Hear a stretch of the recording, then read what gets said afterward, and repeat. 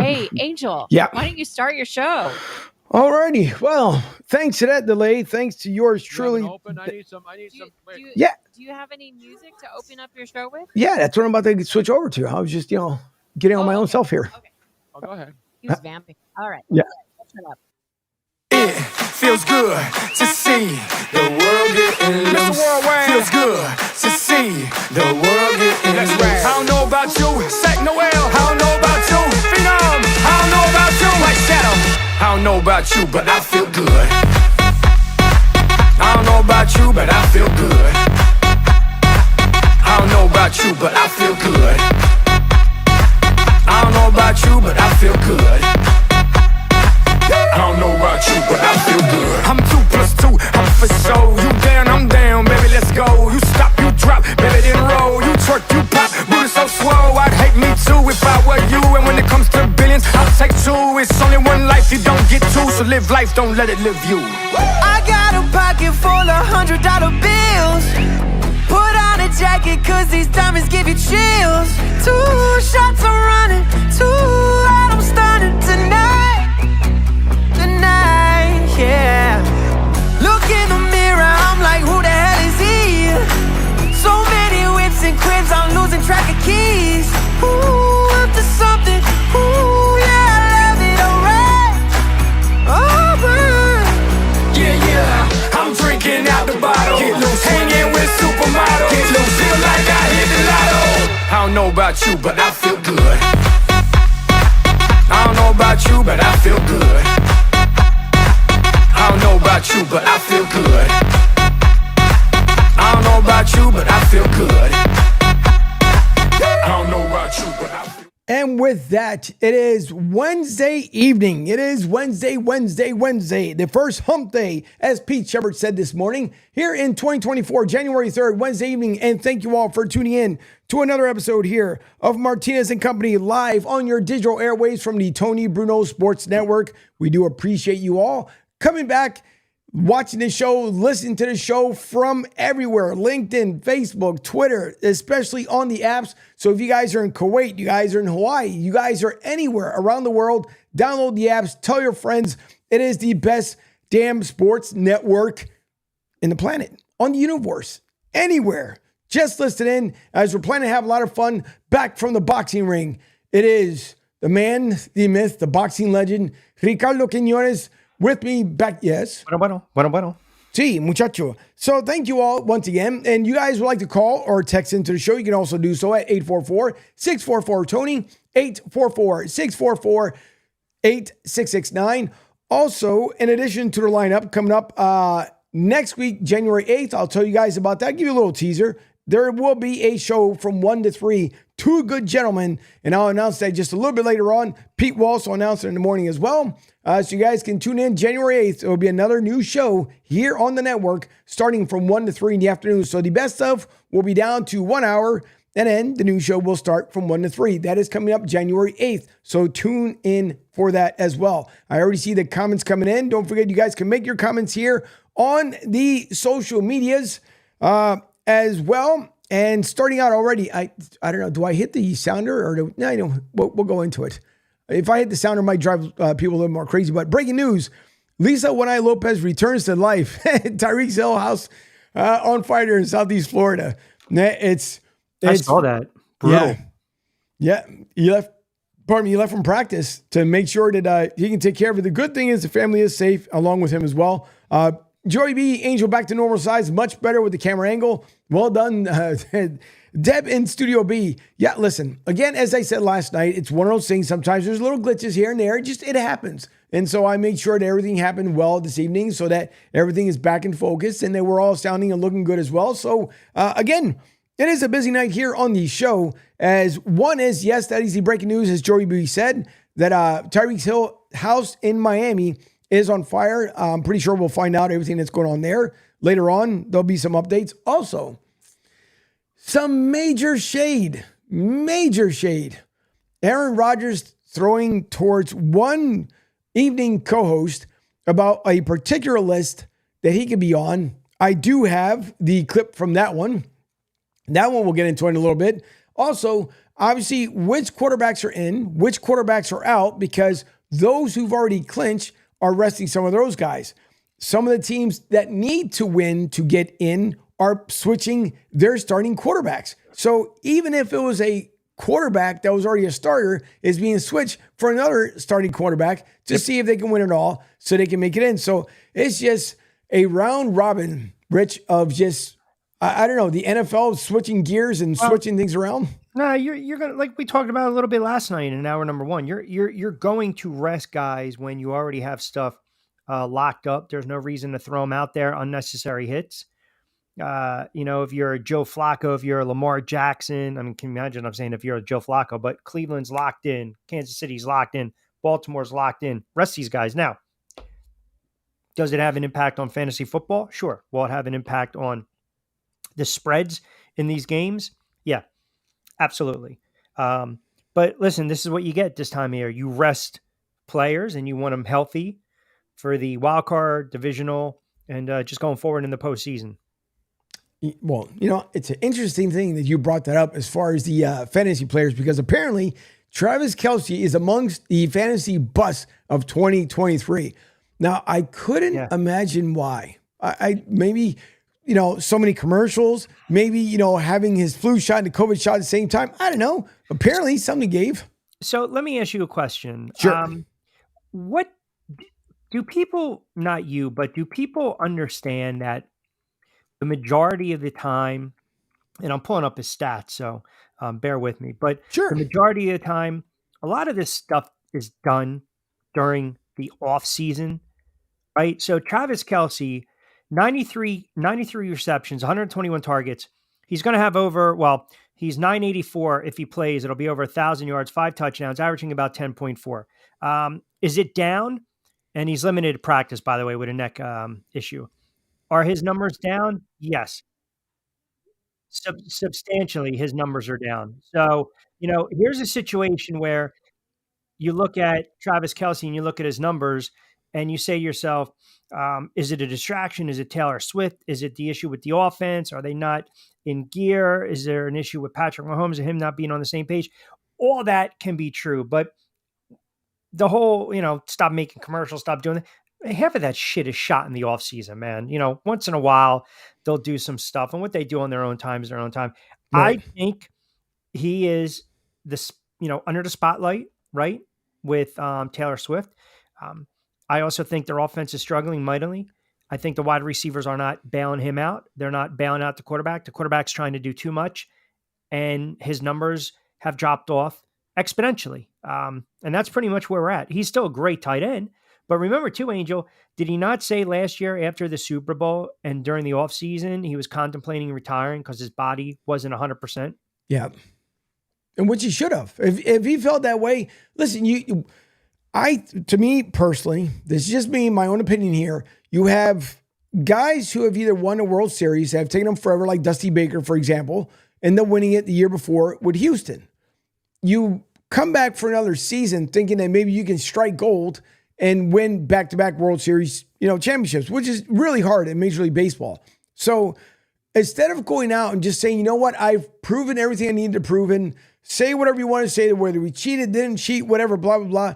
Now it's time for me to take that elusive ring that I've been chasing for so many years and say, let me ride into the sunset, literally out there in Texas, and go away. Travis Kelce, coming off a Super Bowl championship last year. If I know my body at least is healthy enough to say, you know what, I need to walk away from the game before the game makes me walk away, then I would do so. And why not go out on top? I mean, you're going to the parade, after the parade, do your thing, whatever the case may be, and a week later just come out and say, you know what, I think I'm done. That's it. I appreciate everybody and keep it moving. So you would say right now, Kelce is what, still top 2, 3, 4 tight end? Top tight end maybe in the league still at his advanced age, right? Top. Would I say 2 or 3? No, but top, yes. Okay.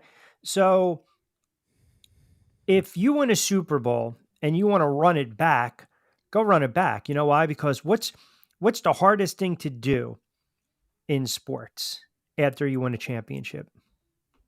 Retire.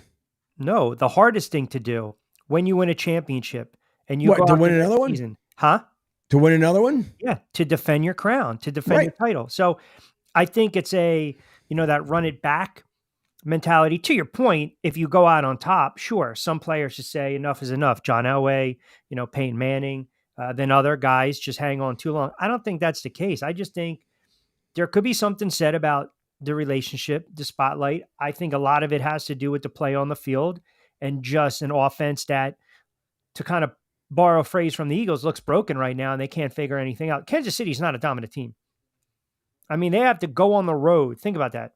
Patrick Mahomes is going to have to go on the road pretty much for the first time in his career to get to an AFC championship, to get potentially back to the Super Bowl. Uncharted territory, man. So I just think, the two teams that played last year in the Super Bowl, what's the trend? They're both struggling. They're limping towards the finish line right now. Yeah, that they are. Joey B says, Tiger Woods' demise, a supermodel marriage. Travis Kelce demise, a supermodel celebrity relationship. Tom Brady demise, a supermodel divorce. Can you see a trend here, fellas? Yeah, well, that's the way it is. Johnny Depp demise, a batshit supermodel actress, Amber Heard. And listen, it's bad to say, Woods, but it's true, huh? Difference with Tiger Woods, though. I mean, the infidelity, and then all of a sudden they catch him coming back in the driveway and all the nonsense happens, right? Right. The infidelity, the pain meds, everything starts to come out, the injuries. Yeah, Tiger Woods is interesting because I love when the Masters are around and people are like, yo, Tiger's back. Stop.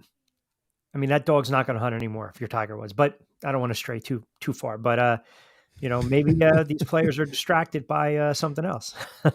It could be. Listen, okay, so my thing is, obviously you have Taylor Swift, who's heading out overseas. I think she's like a week away, whatever it is, 2 weeks away possibly from heading out overseas. Okay, so now you take off, you go overseas.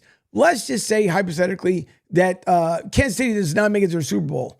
Are we waiting for a breakup song because her man didn't make it back to the Super Bowl and so he let her down? Are we going to hit another number one hit from? Because every time she breaks up with somebody, right, there's a number one hit that follows. So is there one already in the making for old Travis there? I mean, look, man. Jessica Simpson ran or walked so Taylor Swift can run. It just, at this point, whether it's a distraction, it's a distraction. Whether it's not, it's not. Like I said, I really don't have an answer, man. I just know that right now they're struggling, just like the Eagles are struggling, just like Buffalo was struggling early on in the season. They figured out a way to get it together. It's just the NFL. It's a long season. It's a war of attrition. Guys get hurt. Guys get frustrated. Guys are banged up. Shit happens. You just got to fight through it. Joey B may have put it in the right perspective, as he says, the peach wins every time. And for those who are listening in on the apps, he has put up there about 7 peaches, literally the fruits up there. So yeah, listen, good point by Joey B. Hey, everybody's different. Everybody looks for a particular person, a particular size, shape, flavored water, you name it. But it's up to you as the individual to decide to say, what am I doing here? What Tiger Woods, listen, his wife went to town, I think with a 7-iron or a 9-iron, 1 and 2. She went to town on him. And, whether right, wrong, or indifferent, whatever you want to call it,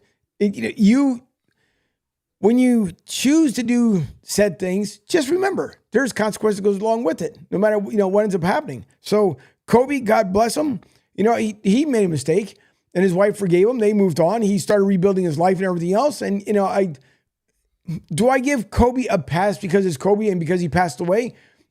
He worked it out differently, I guess I would say, with his wife compared to other people where they were like, I don't know. Now, again, whether it was his first time or anyone for, any of the athletes, whatever it is, whether it's the first time, the last time, the in-between time, I don't know.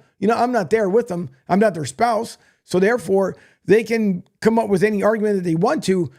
But, when you're in the spotlight, Rich, I think it's the biggest one. And I'm always going to go back to Derek Jeter. What Derek Jeter always said, he was going to wait, and he did until after he was done being in that spotlight. And you look at him now, has a beautiful family, and rightfully so. And every woman that ever dated him, they absolutely loved him because he was like, listen, I date you, I thank you, and here's a parting gift. everything was completely different. So you can't say anything negative about the man, but you know the spotlight's on, and it's no different for the women. So I'm not just throwing the men in there because the WNBA has its skeletons too, and we know there's groupies in the NBA. So Yeah, but how do you equate? How do you draw that? How do you make the connection where a guy's dating a supermodel or superstar, a rock star, one of the most recognizable faces on the planet, right? And is it just maybe his mind is on her? If it's a genuine, legit relationship, I've heard so many theories and so many thoughts, and one of the reasons they wanted to take Al Michaels off the playoffs is because every time they went and did a box, he didn't want to talk about Taylor Swift anymore. I mean, hell, how many times does NBC, CBS, or Fox scan on Jerry Jones? Right? I mean, think about that. If an announcer, God forbid, said something negative, they would never be doing a broadcast again. Burkhardt would be back selling cars in Jersey, Kevin Burkhardt, right? So, right. How do you draw the parallel? How do we sit here and say that this guy, it's a distraction, or this is going on, or there's outside noise? Man, it's so hard to gauge. I do believe sometimes relationships are serious relationships. Sometimes they can soften the athlete. Sometimes they can harden the athlete, but, I've heard theories that it's not legit. It's not true. It's made up. It's more for, hey, sell more records, sell more albums, get more FaceTime. This is what the NFL wants. Hey, man, two people know what's going on. Travis Kelce and Taylor Swift. All we can do is speculate. But bottom line is, yeah, his numbers are down, man. He's dropping a lot of balls. He is. Well, on the playing field, he definitely is. Yeah, I was waiting. I was going to say no pun intended. All right, I got you. Don't worry. I just lifted up and just threw over the hoop there. Joey B says, Angel selects a red, white, and berry at Walmart. Tiger selects cocktail waitresses in Vegas. Angel wins. Walmart wins. Quinones selects gallons of water at Wawa. Winning.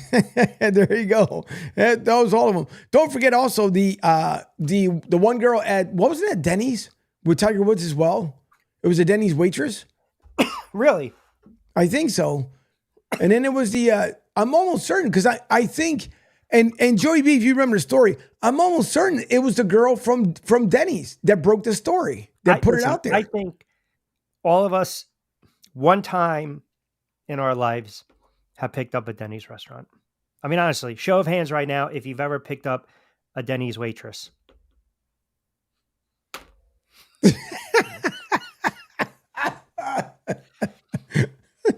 And I can tell you this, it wasn't the type of relationship where my moves were over Miami or Miami. Oh, good Lord. We've all been there. Denny's was to get right food when you're out late. This is true. Bacon cheeseburger, side fries, get a little shake, waltz in there about 1:30 in the morning. And listen, waitress, can be looking pretty good at that moment. And so as long as it's not the one where they always stay at, at 2 a.m. last call, then it's a different story. That's a whole different story. And that's for men and women alike. So I don't want women to be like, oh my God, he's one-sided. No, because women do the same thing. The lights come on, I'm like, all right. Would you rate Denny's above IHOP? That's a good question. Whoa. That's a good. I mean, I was a fan for IHOP for years, but Denny's did come out with a much better menu selection. Other than honest, IHOP basically just throws the crap on top of the pancake. Right. I don't, I've never, you know what? I didn't really like the Denny's pancakes back in the day. But it got better though. Yeah. I mean, you know what it was? It was the Grand Slam. Remember that's an IHOP, I think. Or is it Denny's? It's Denny's because they still have it. Yeah. Little potpourri. There you go.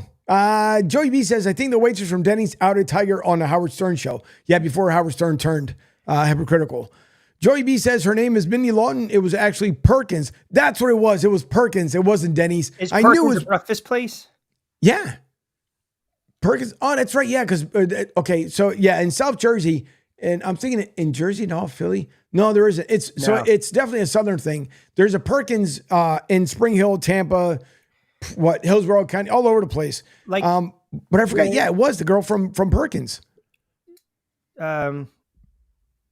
I'll tell you overrated. Now that I'm thinking about it, now you got me on this tangent. Waffle House is freaking overrated. Oh, come on.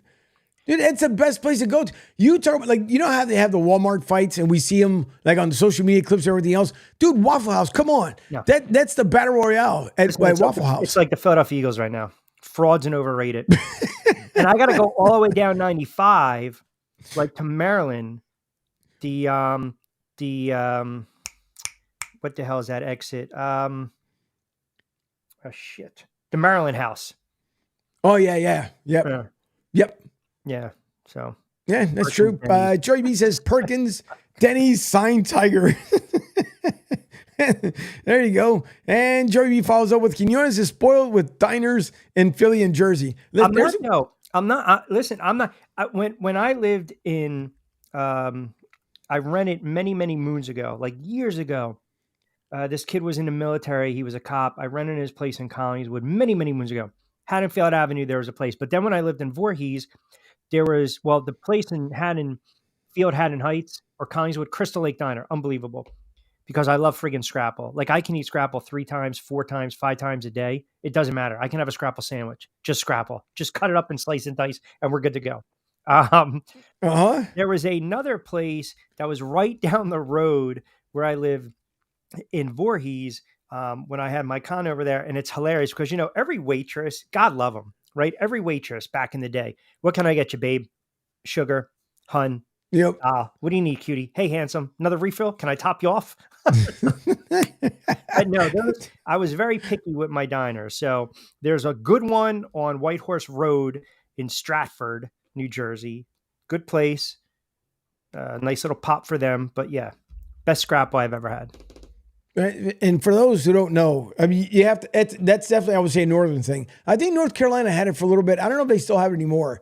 When I was down there in Fort Bragg, I think I had one place right outside of Rockingham that may have had it. And I think only because the person that was there was originally from the north.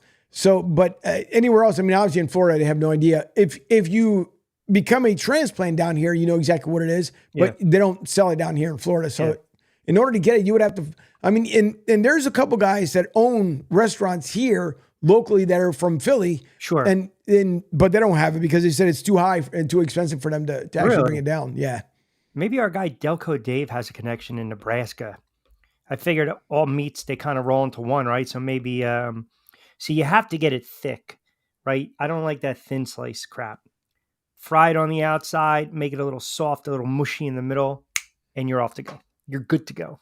There you go. It is true. It is good stuff. You have to, for those, you have to taste it. There's no way to describe this thing other than just taste. And once you taste it for the first time, it's like, what the hell did I just eat? But at the same time, you're like, oh my God, it's delicious. So you have, it's just like, you have what grits started here in the South and then eventually made its way up north. Some people like it al dente as with my cousin Minnie. So it all depends. Yeah, and the grits cook faster here in the South than they do up north, according to my cousin Vinny as well, because he told him, how long do your grits took to cook? No self-respecting Southerner. Exactly. That's such a great movie. We got one night. We got to do movie night. We have to. No doubt. And I'll have to bring up movie clips and just let everybody just guess what the movie is. But I'm definitely gonna have to do that because that would be just a heck of a show. Might have to do it like on a Friday night or something else like that. But as we are quickly coming up here at the bottom of the hour, 6:24 here on the East Coast, and currently it is about 62 degrees down here. As you guys are expecting, from what I understand, a blizzard going your way. What the hell are you talking about? Hold on, breaking news. Wait.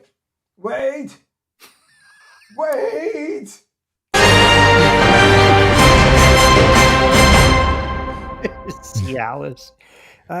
Today it was a balmy 38. Tomorrow 43. Friday looks like it's going to be 38. I don't see anywhere. What the hell? What are you watching? Fox forecast? No, on 6 ABC earlier they had put it up there. They showed the line of where the blizzard's going to be. Maybe it doesn't get out to Jersey, but at least in the Pocono Mountains and stuff, they're expecting a bit of a blizzard. Precipitation. Yeah, probably up in the mountains, like Lehigh Valley. Blue Ridge. Yes, exactly, Joey. Exactly. Even though someone was slow on the trigger, but that's okay. No snow. Seriously. All right, I'm gonna have to find it maybe during the break. Because by the way, just to let everybody know, yes, there are still Christmas jingles in the lineup because Miss Robin is trying to recover once again, and once she gets back behind the desk and stuff, then she will get rid of the Christmas music. So you guys will still be hearing it. This morning, Pete played it. Everybody was privy to it. Defo and Luby, they played it. So by the time the new show comes around on Monday, those guys won't be playing it because it'll be gone by then. So she might, take the weekend and take away the Christmas music because yes, it is January 3rd. We're already past that point of listening to stuff like that. But senor. National Weather Service has been reluctant to predict inch counts. That's what she said. AccuWeather on Wednesday tweeted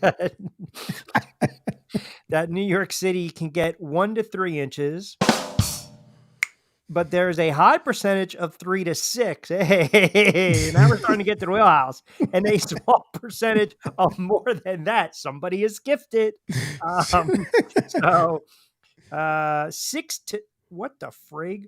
Northern area of the state could be looking at 6 to 12. See, I told you. So they're getting into the John Holmes segment of the state. You're on it. I-78, I-80. I gotta research this crap. That sucks. I told you. See, you thought I was nuts. And I'm down here in Florida. I don't leave my friggin' house January, February. Nope. Can't do it. And that shit comes all the way on my side, by the way. Sure does. Because where I'm at, it's a barrier island. It blows right here. So sometimes it'll be 35 with 6 inches, and I'll look right across the street, and my neighbor's out there smoking a cigar, sitting out on a lounge chair, sun them.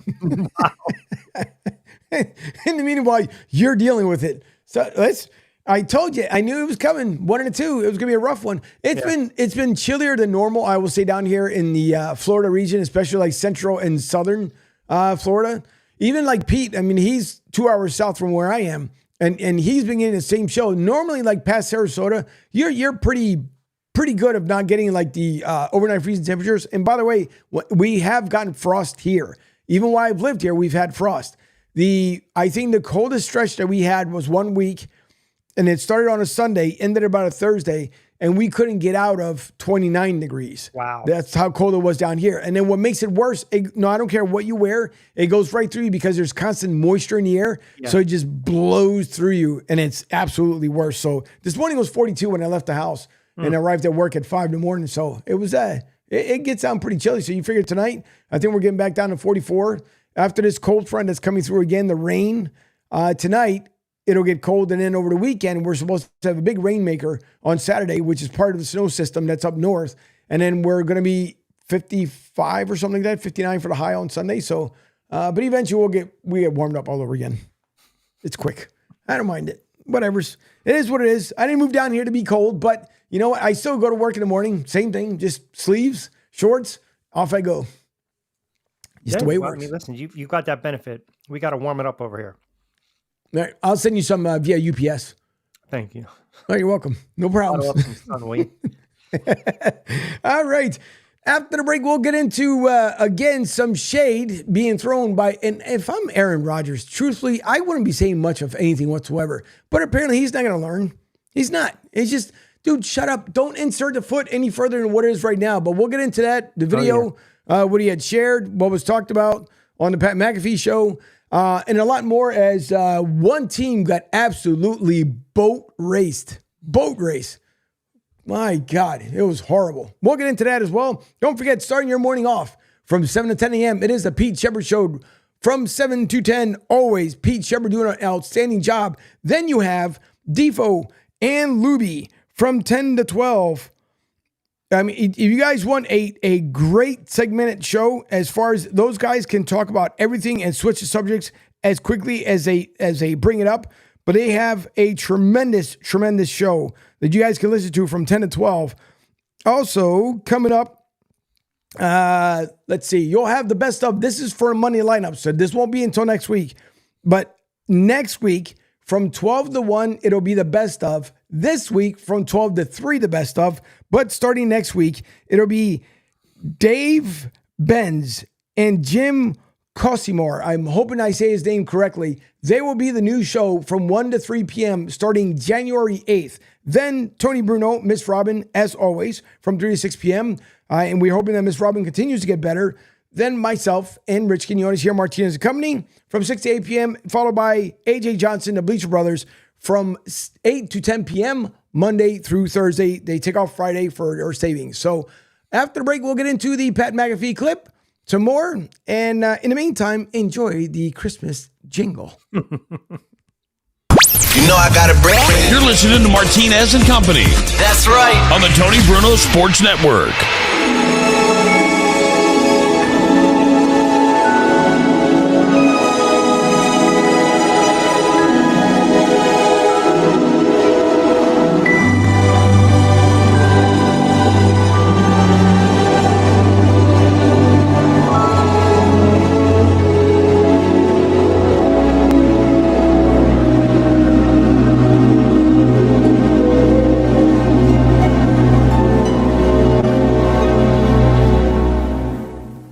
It's beginning to look a lot like Christmas everywhere you go. Take a look at the 5 and 10. It's glistening once again with candy canes and silver lanes that glow. It's beginning to look a lot like Christmas. Toys in every store, but the prettiest sight to see is the holly that will be on your own front door. A pair of hop-along boots and a pistol that shoots is the wish of Barney and Ben. Dolls that'll talk and will go for a walk is the hope of Janice and Jen. And Mom and Dad can hardly wait for school to start again. It's beginning to look a lot like Christmas everywhere you go. There's a tree in the Grand Hotel, one in the park as well. It's the sturdy kind that doesn't mind the snow. It's beginning to look a lot like Christmas. Soon the bells will start, and the thing that'll make them ring is the carol that you sing right within your heart.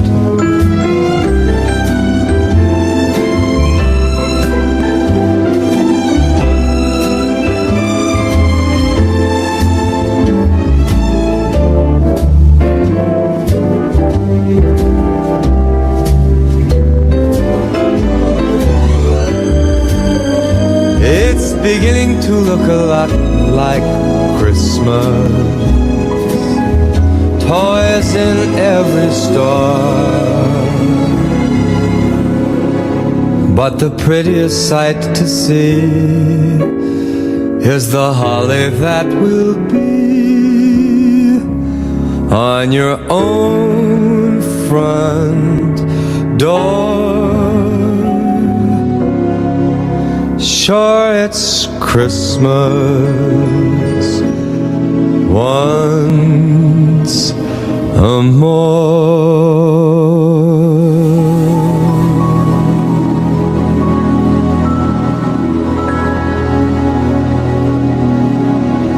Now, back to Martinez and Company It's always playing in my car. on the Tony Bruno Sports Network.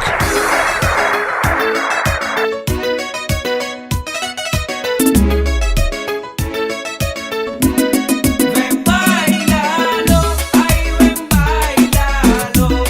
Ven, gózalo, ay, ven, gózalo. Que la rumba está buena y contigo, morena, pasando. Gracias a todo el mundo y ustedes por escuchando aquí Martinez and Company, como siempre hacemos en el primer break. Cuando venimos para atrás a las 6:30, yo soy Ángel Martínez, eres Ricardo Quiñones. Y muchas gracias por estar con nosotros esta noche de 6 a 8 de la noche.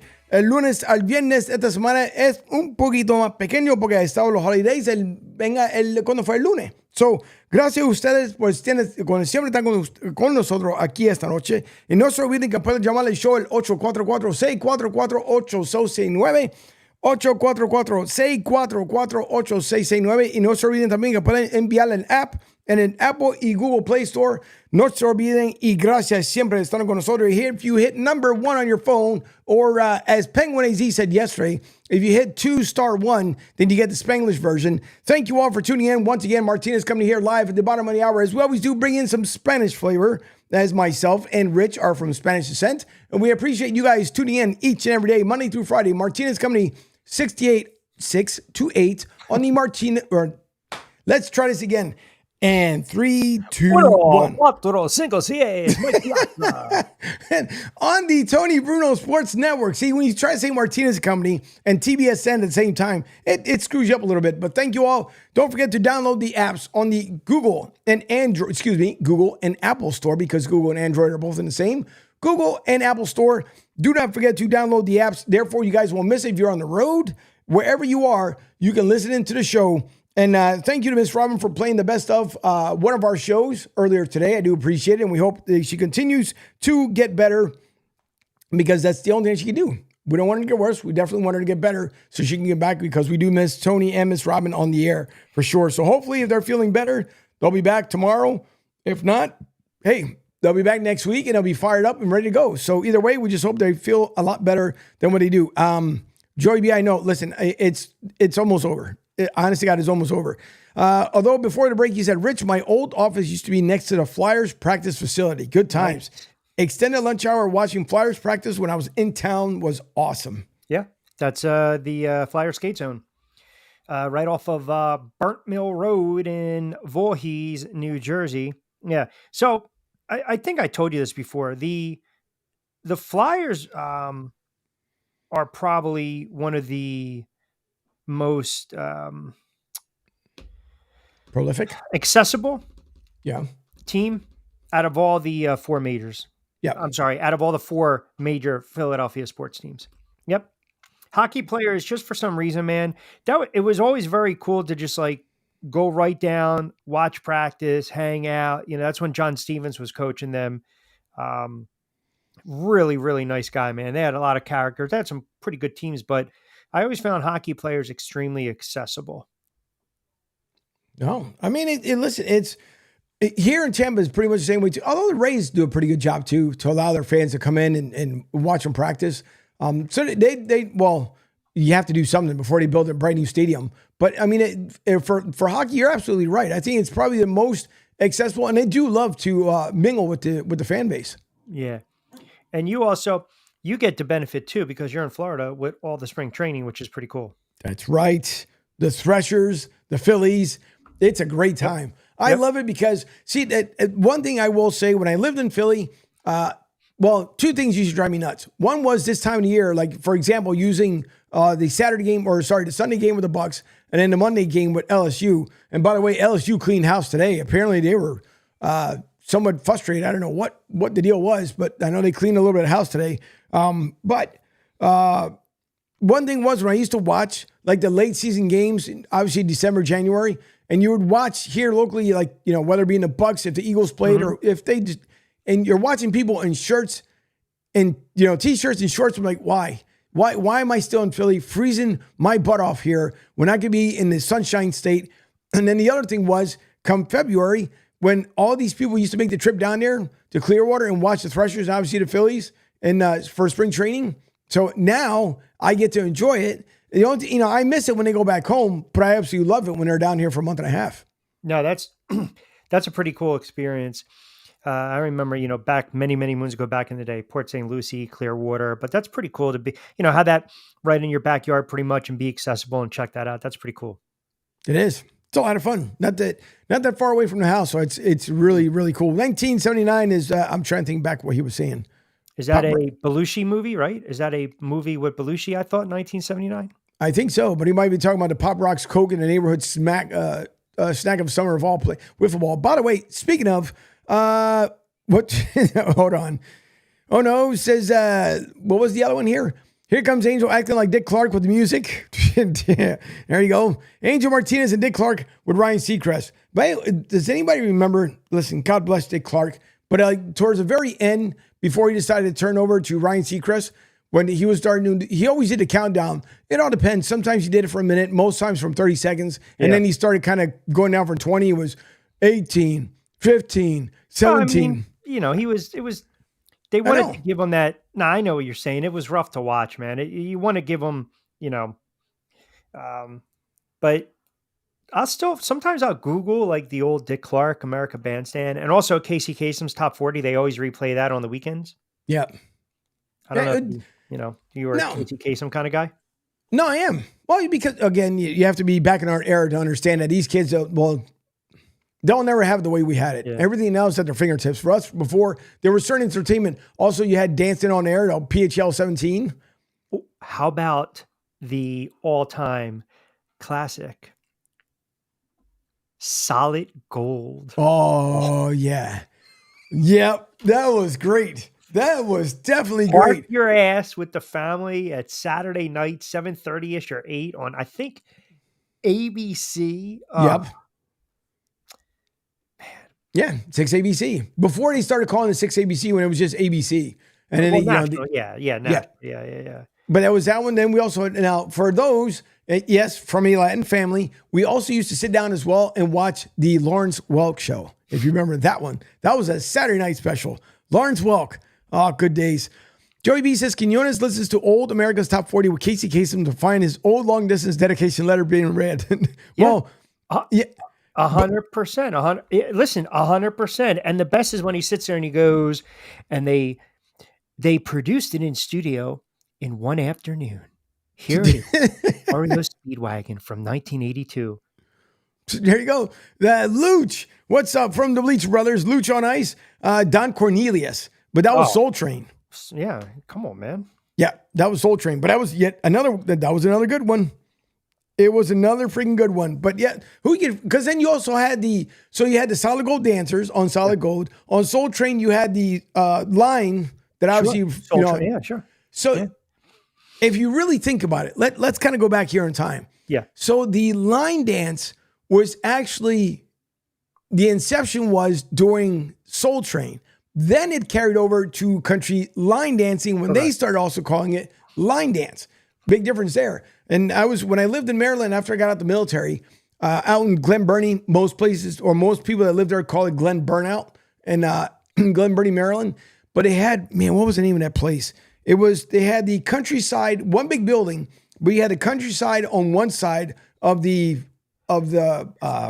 dance place, and then you had the dance side on the other, because there was like a little, kind of like a little paradise beach feel outside. Yep. I know you'd eventually come to me, but those were great times because the fun part there was, and we're going to get to the other story. To me, the fun part was you got to, if you couldn't talk to somebody, let's just say per se over on the dance side, and just talk. I'm not trying to hook up, none of that stuff. Just be like, hey, what are you doing? Obviously dancing, but what brings you here? Just small talk. If they wouldn't do it, you can go right on over to countryside and the country girls will be ready to talk. And then we show you how to line dance, which is the best thing ever. So you had 2 opportunities to strike out. That's it. Yeah. Right? And one would just tell you in a country telling, even though I don't consider Maryland the South, but it's south of the Mason-Dixie line. But there's many nights like that. I've seen a lot of people get their feelings hurt on the countryside. It was the funniest thing ever. Like, it was almost like a dance off. Because then they would come over. There were certain songs they didn't like, or if it was like couples only, and obviously if they weren't a couple, that's when they came over on the dance side. Feeling. That's a horrible feeling, right? It Ladies' is. choice, right? Guys get the last dance. You're at the wedding, right? And you're looking around. You're like, look at all these fucking schmucks out here, couples. Now, let me go grab another GT. Pound it with a fucking tequila with lime. Eats your aggravation. That's what it was. It sucked because it's true. It's like, man, what do I do here? Because for all intents and purposes, now everybody's different. I will say that much. Everybody's different because sometimes you can go to a wedding and you're like, all right, you know what? There's got to be an opportunity. There's no way. It's a wedding. Everybody's there to party. That's when you fake the phone call, man. When they're like, hey, all the single guys come out here. You're like, fuck this. You're like this. You're like, Yeah. That was just as bad as the roller rink. When it was like you were on the roller rink and you were out skating around, everything was good, right? Until like, okay, couples only on the floor. Oh, that sucks. little skating backwards. Jam on it. Oh man, that was good. What was the one? Matter of fact, there was a place out in Cherry Hill, New Jersey, off of Route 70. Cherry Hill, it's a skating rink. Yeah. Yeah. Oh, that was the best. A lot of gangs started back in the day there. It would just be a simple skate off, and then all of a sudden, boom, man, it filters into Camden off Federal Street. Oh, that's the best part. Where are you from? East Camden. I'm from North Camden. Oh, yeah, I'm sorry. Yep. Do. Exactly. Oh, it was the best. Man, I'm telling you, those times. Listen, nothing till the millenniums and Generation X, but there's nothing like, or Generation Z, I guess, at that point now. We didn't imagine this. When it was time to go home, you just waited outside for your parents to pick you up. Oh, no. Man, I forgot all about that. Yeah, if you missed them, you're like, shit. You're like, their payphone. And imagine that. Think about that. You're calling the house. They already left. Right? So when they get home, then they get the message. They can't call you back. You got to sit your ass still. So, yeah, man. Yeah. It was the worst. Then it makes you feel like Karate Kid when he went on his date. His mom and him. She picked him up at the house, and they had to push the car, tell her to pop the clutch so she could get the station wagon going. Oh man! They were so good days.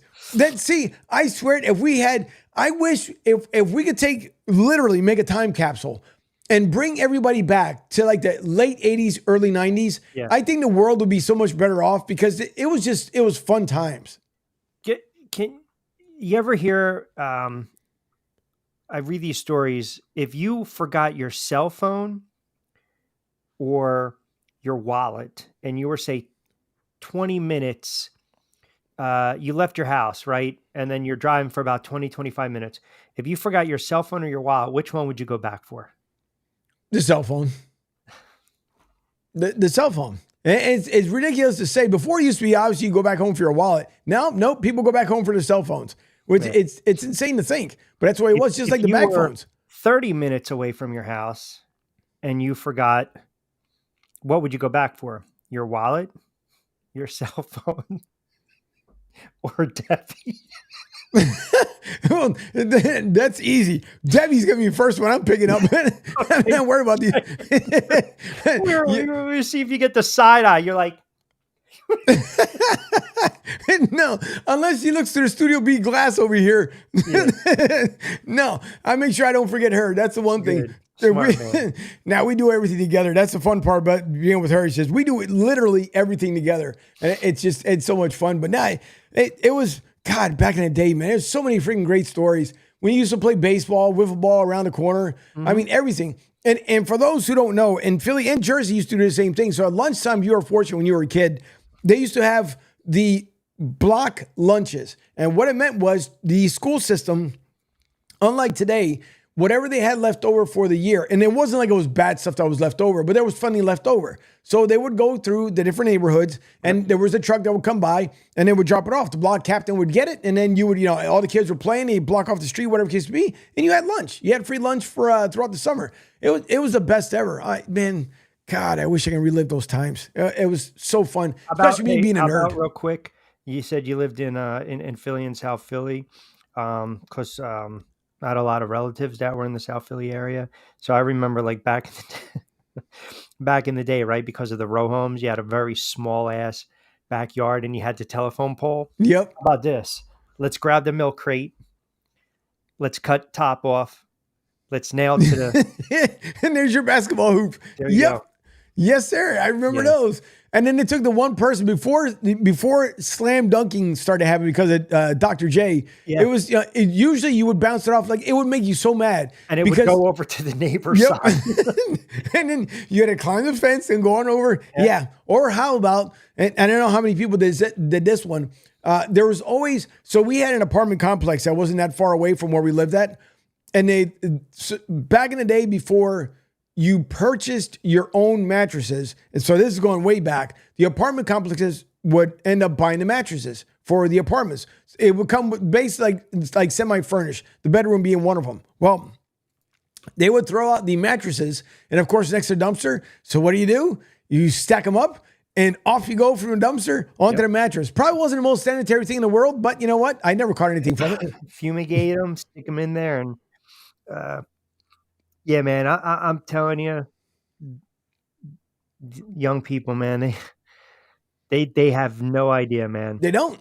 They have absolutely no. I mean, oh my goodness, my cell phone. I can't get cell phone service. Exactly. Think about your car breaking down on 295 and you have no cell phone. Exactly. Or 275 for that matter here in Florida, down in the Tampa area, it's the same way. It's just, let me try to hitchhike. yeah, good luck with that one. You might get picked up by Jeffrey Epstein. You might be part of his list. Good teaser coming up. Good job. It might happen. And by the way, for those, okay, Rich, I want, do you believe and it's going to come up here in the next hour, but do you believe the pictures that are circulating, supposedly from his, alleged supposed suicide, that the cameras didn't work, and, now they're saying that the family's trying to do an autopsy, this and that, and they showed what was supposed to be Epstein with long hair. Yeah. That man never had long hair. He also never had thinning long hair. So I don't believe, to me personally, just in my own opinion, he's out somewhere. He may not be on Epstein Island, but he's on the island somewhere. And Giselle Maxwell, it won't be too far long before she's reunited with him as well. I mean, there's so, me, I'm a conspiracy theorist guy, man. There's so many, you look at as you alluded to, the video, all of a sudden names are starting to leak and come out, and here we go. He hangs himself. Where's the autopsy? Where's the body? Let's get validation. It's like, remember a couple years ago, that plane that just disappeared? Yeah. And then it was, did it get shot down? Was it, the conspiracy, or you're never going to see those people again? I remember at the time I was, having a conversation with a couple of my good friends, and they're like, you're never going to see that plane again. I'm like, no, they're fine. They're like, trust me, this is what the government, their government wanted, so to speak. And then what happens, they finally find the plane, but they didn't want you to find it at that first moment. Man, I don't know. If he killed himself, it's a coward's way out. He killed himself out of despair. We kind of know that. I mean, he could have done it out of sheer spite if he did as well. But man, if he is alive, I mean, if he is alive, then there is a special place for that type of individual, where he will countlessly get bent over backwards. And I'm just going to leave it at that. Like, it just do the most inhumane things to that man and anyone that had anything to do with that horror of an island, of a house, of an area. I mean, it's so despicable and disgusting. But again, it just, people with money think they're untouchable, and they just can go years and years and years and years without those skeletons coming out, right? And then all of a sudden it takes one courageous person, they open their mouth, and here we go. I don't know, man. I'm a conspiracy theorist. Maybe people don't want to know, and Brian just nailed it. They don't want to know who's on that fucking list. Yep. It's like in Michigan Impossible. Remember the knock list? Yep. I mean, God knows. I just can't imagine, man. I don't even want to think about it. It's just, I don't know. Sometimes you don't even want to talk about it. Who knows what will come up missing? Unless I'm going to use the Cat Williams line. If I come up missing tomorrow, or Rich, it's not because we just came up missing coincidentally. Because I don't know. I'm just saying Hillary Clinton, she likes to make people disappear. And when you disappear, just like, call me nuts too. A guy that knew how to be in the water all the time somehow mistakenly just magically drowns. How does that work? Wait, what are you referring to? Barack, his chef, because he was bringing a book, and all of a sudden it just, he comes up drowned. And then you look a couple of days later to have Barack on the golf course, and there's all these bandages around the fingers and stuff. Oh, I thought the other, and I know we got to hit it in a minute, but I want to get into the Aaron Rodgers, but I thought you were talking about the sub for a minute, because I think that also was there's a conspiracy with that sub. Oh, the sub? Mm-hmm. Oh yeah. Yep. There was money to be had. And which way is the easiest way to go where no one gets paid?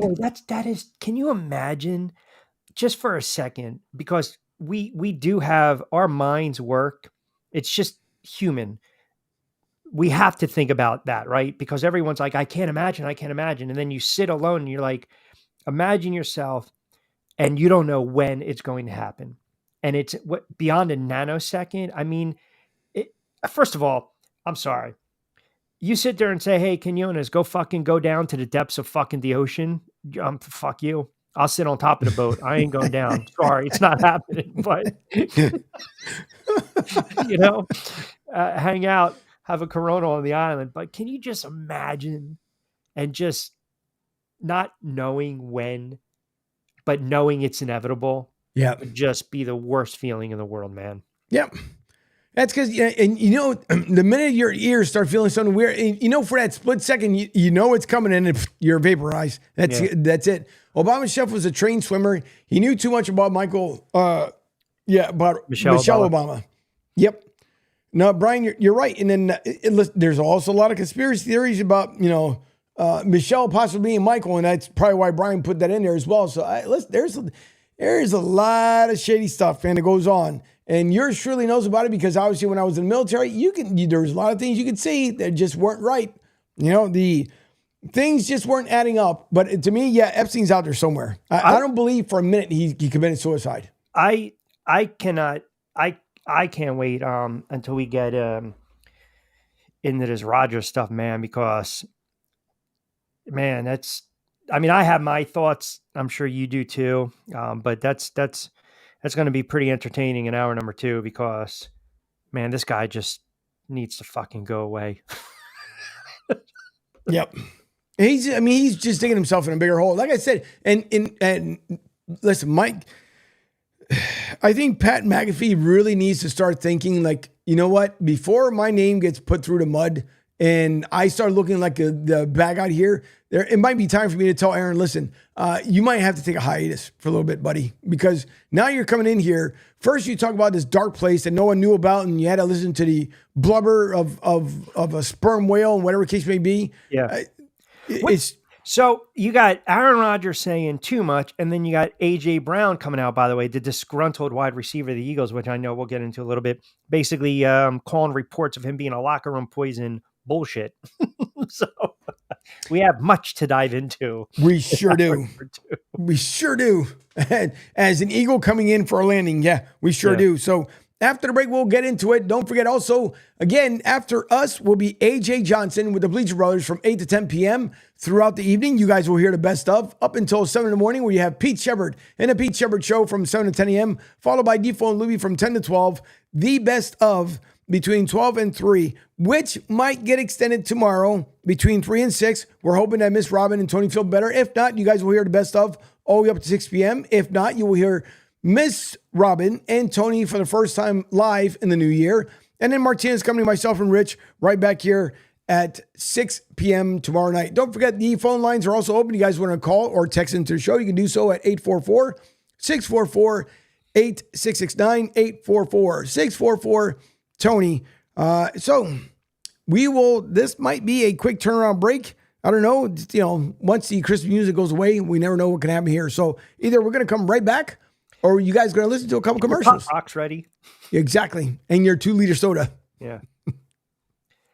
You know I got a brand. You're listening to Martinez and Company That's right. on the Tony Bruno Sports Network. We're going abroad for the first time in years to Spain. So we started using Babbel. And started learning Spanish fast. With Babbel, you can start having conversations in another language in just 3 weeks. ¿Cómo te llamas? ¿Cómo te llamas? When you learn a language, you want to actually use it. Babbel is designed with that goal in mind. In just 3 weeks, we're starting to have conversations in Spanish. Gracias, Babbel. Babbel, language for life. Now try Babbel for free at Babbel.com. That's Babbel.com. Ladies and gentlemen, you've been waiting, and now it's here. TBSN, the Tony Bruno Sports Network. Make some noise! Tune in at 7 a.m. and hear Pete Shepard till 10. And then Defo and Luby from 10 a.m. till noon. And then the man himself, Tony Bruno, and the Tony Bruno Show starts at 3 p.m. to 6 p.m. Martinez and Company from 6 p.m. to 8. And we've got more to come. The Tony Bruno Sports Network. Download the app. Tell your friends the game is on. TBSN.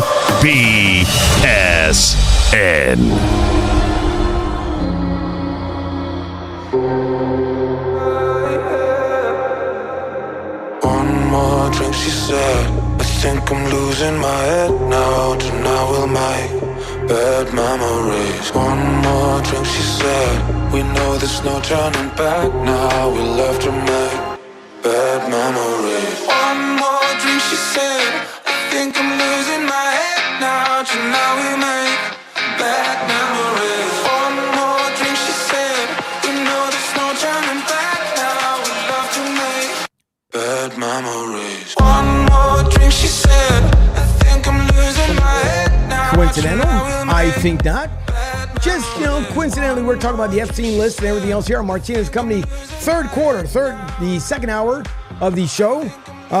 Some bad memories there, so you guys can kind of think about, the pun intended, when it comes to a lot of that stuff. Along with maybe Aaron Rodgers making some dreadful memories, as he apparently cannot keep and contain himself, for that matter. I am Angel Martinez. He is Rich Quinones. Martinez Company here live Monday through Friday from 6 to 8 p.m. on the Tony Bruno Sports Network, the best sports network on the planet, period. Don't forget to download the apps on the Google and the Apple App Store, so you guys can listen to us all over the place in your car while you're driving, going to dinner. I don't know, maybe going to Epstein Island if it's still available. Someone apparently bought that one as well. Wherever you are, you guys can listen to us through the Tony Bruno Sports Network app. All you got to do is just hit the search. Put Tony. A lot of times, you don't even have to put Bruno. As soon as you start going for the B, it comes up automatically. Download it, install it. You can listen to it in your car on the Android Play or the Car Play, whichever one you may have. And if you have an electric vehicle, hey, it works in a Tesla as well. So don't forget the Tony Bruno Sports Network app. Download it today so you guys can hear us everywhere we are. So, and again, thanks to Kuwait and everyone who downloads the app, because, hey, it's working. We appreciate it. So this is the clip here with Pat McAfee talking about the Aaron Rodgers situation. And you kind of like semi-buckle up here for this one. And at the same time, too, it's like how long before Pat tells Aaron, you know what, enough is enough here. Whenever you're freewheeling and dealing in here, and you're having conversations, letting it fly. They can certainly lead to some places that cause like international news and things like that. And whenever there's accusations made about people, that can lead to lawsuits. Now, have been in one before. Yes. With Brett Favre. Now, how'd that case end? Well, it ended with me having to read a letter basically stating that I know nothing that anybody else doesn't know publicly already. That I'm not in the know for that whole thing. And then that was kind of disappeared, but that was a big thing for a long time. Yeah. How did that come? Well, we just started making jokes about stuff. We started talking shit about stuff. And then our show, I think that is a good part of what we do, is we're able to kind of just roll with the punches. We're able to have a good time. We're all rather invested and studied in what's happening around the sports world at all times. Caitlin Clark last night. Hell yeah. Unreal. Wait till you hear about Luke Littler today. Dog. So we are very much in that world. So everybody that comes on the stage has to be able to like basically keep up with where we're headed. There's no form. There's no formal outline of what we're going to talk about, how we're going to talk about it. There's no A block, B block, C block. There's no scheduled conversations. There's no scheduled debates. There's no topics for you to think about before you get in there. There is just an opportunity to talk about damn near everything for 3.5 hours. And in doing so, the upside of that is some magic can come that you never knew was going to come. Absolutely. Good times can be had, laughs can be had, especially when you're rolling on like 2 hours of sleep like we were yesterday after the Rose Bowl. You can have a blast. And on the flip side, there could be some things that were certainly probably, we're going to have to hear from Aaron on that, meant to be shit talk joke that can then become something that is obviously a very serious allegation that then leads to a massive overnight story, one in which, put baby down, sleep, haven't seen her in a while, and then I pick up my phone. Oh, boy. But I can see exactly why Jimmy Kimmel felt the way he felt, especially with his position. But I think Aaron was just trying to talk shit. Now, did it go too far in a lot of people? Jimmy Kimmel certainly said that was the case. We and I immediately upon it happening, trying to be like, ooh, you know. But that is Aaron and Jimmy. They've been jousting a bit. I don't know, you know? So, like, we obviously don't like the fact that we're associated with anything negative ever. We like our show to be an uplifting one, a happy one, a fun one, but it's because we talk shit and try to make light of everything. Some things, obviously, people get very pissed off about, especially when they're that serious allegations. So we apologize for being a part of it. Can't wait to hear what Aaron has to say about it. Hopefully those two will just be able to settle this, you know? Not court-wise, but be able to chit-chat, move along. Because remember, you're allowed to disagree with people's opinions. You're allowed to say, like, I don't... You sound dumb. The more and more you talk, you sound dumber and dumber. And then you're allowed to just move on. Now, my thing is, before we even get into that, when did ESPN all of a sudden allow you to say the shit word? Well, they know they get fined when they do it, right? As opposed to just free form or doing what we're doing, right? On TBSN, so YouTube, right? So it's not monitored. But to kind of backtrack real quick, so this stems from Aaron Rodgers basically saying, hey, you know, making light of a joke that, and I don't know if you had it, so I'll say it anyway. It was just, you know, there's quote, this is Aaron Rodgers. There's a lot of people, including Jimmy Kimmel, really hoping that doesn't come out, referring to the Epstein list. He said that on McAfee show on Tuesday. Now, this feud goes back not only with the COVID and the booster shots and the shots, and then Jimmy Kimmel, you know, making a slight at Aaron Rodgers when he was growing his hair and, you know, reference like, you know, homophobic kind of thing. So it calling him a Karen and back and okay. So I'm throwing at you, you're throwing at me. Okay. You go on McAfee show, which coincidentally is produced by who? Pat McAfee. Okay. Former NFL player. Who's in bed with the NFL? ESPN. So it's on the YouTube channel. It's distributed by ESPN. Aaron Rodgers is a paid guest, paid quote contributor. He gets his million. ABC produces and distributes what show? Jimmy Kimmel Live. Right. And it's a parent company of what? ESPN. Exactly. So you really, really, really cannot make that type of joke when you're on that show, that outlet with your name, throwing shit against the wall to see if it sticks. You can't, because you can be sued. That's a liable claim. That's defamation of character to even make a joke like that. That's bullshit. And Aaron Rodgers is 100% in the wrong for thinking it was going to be a joke. And he says it on McAfee, knowing the history. It's like years ago when Skip Bayless came out and basically said, Troy Aikman was gay, right? Right. Years ago when some reporters came out and they were speculating that Mike Piazza was gay, and Mike Piazza had to have called a press conference at that to actually talk about that. I don't care if they are or aren't gay or not. I don't give a shit about that. Whatever you do, that's fine, as long as you're not hurting anyone.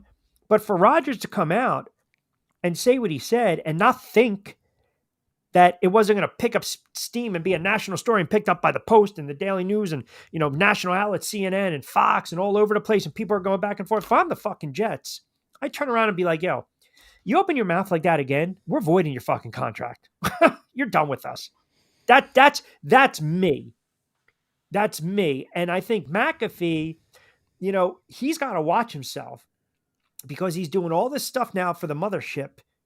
And after a while, is the juice worth the squeeze when it comes to Pat McAfee, right? Right. A lot of people already believe, you know, he's kind of turned that corner. I'm not saying selling out. He's making a substantial amount of money. He's cultivated. God bless him. He's entertaining. He's fun. I watch the show. I enjoy it. But now you got to draw that fine line. You got to weed through traffic a little bit where, you know, because he's going to have Rodgers on again. And then Rodgers is going to have to apologize. And then we're going to take that soundbite and we're going to talk about it like we are right now. Yeah, but that's why, to me, I would just say this much. My opinion, I think he should have stayed right where he was. When you decided to, and he would have gotten paid a lot more than we did with ESPN. Right now, it's a 5-year deal with ESPN, and there's nothing to say that ESPN might turn around and say, you know what, this might not be the right fit. And then what? Now you're out that money. I can't control what you say. You can't control what there's got to be that mutual respect and those boundaries. They have history, those two. Right. But there's a difference, for shit talking and then all of a sudden taking something as serious as that, right? Shit talking is, we use our coupons at Denny's and IHOP. Ha ha ha ha. We're not making any money when we were players. Ha ha ha. Me sitting there saying, hey, oh, by the way, you got to be careful if that fucking list comes out because your name's going to, that's what he's insinuating. Right. Yep. What are you doing?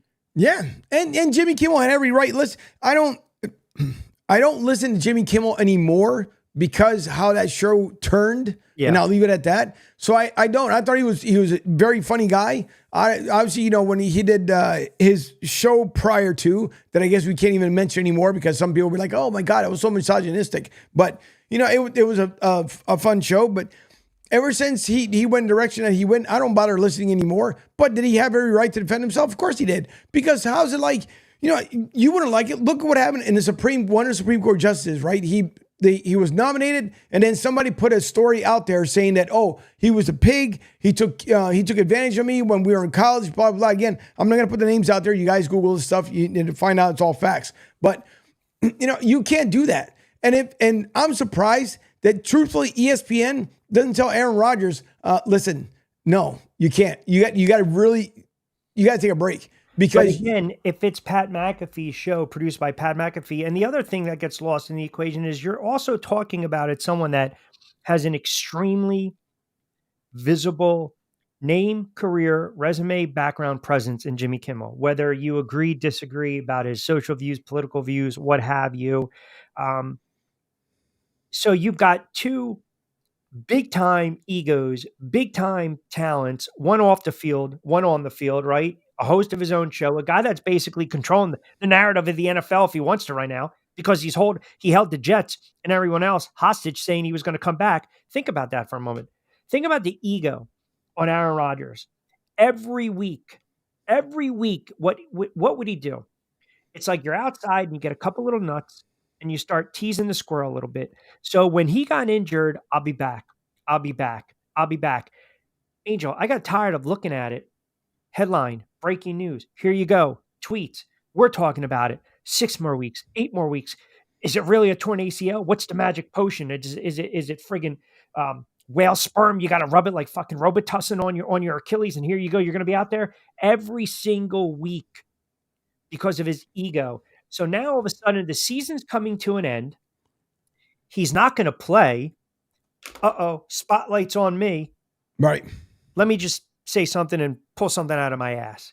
And he took a shot at someone that took a shot at him, but he definitely crossed the line, period.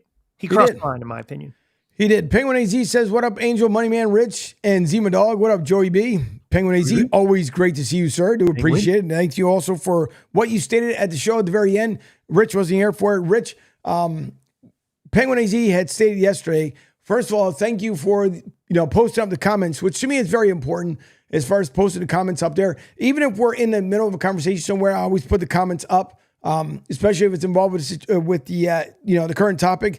But also, he said he loved the show and wanted to thank everybody for just doing a great job. So I Penguin AZ, believe me, yeah, you're number one in my book for sure. Joey B as well, like Brian. I mean, these guys they come back and there's a reason for it, and your comments will never be ignored. That's not on our show, that's for sure. Especially not you, because you're Ron Burgundy. That's right. I will read it. Put it up there, and I will definitely read it. No, but Joe chimes in. Angel, tell Rich to shut the fuck up. Hey, Joe chimes in. Now somebody's probably going to put that up there just because. But no, Aaron Rodgers should have never said that. There's certain things you cannot cross the line, and he beyond crossed that line. You can't even make fun of that. Honestly, there's a lady right now before we came on live, and I was watching a particular news station. She was going for some like emergency injunction that she wanted to make sure that her name did not come across that Epstein list because she had a fear for her life. Like it was going to make it. Listen, and it's not a joke. I mean, listen, the Clintons make people disappear. That's not a conspiracy theory. So she felt like if her name came up on that list because she is one of the many that are still alive, that she would end up coming up missing. Is that so? That list is not made public, correct? It's going to be made public. See, here's the sickening thing about it. If you really try to rationalize everything,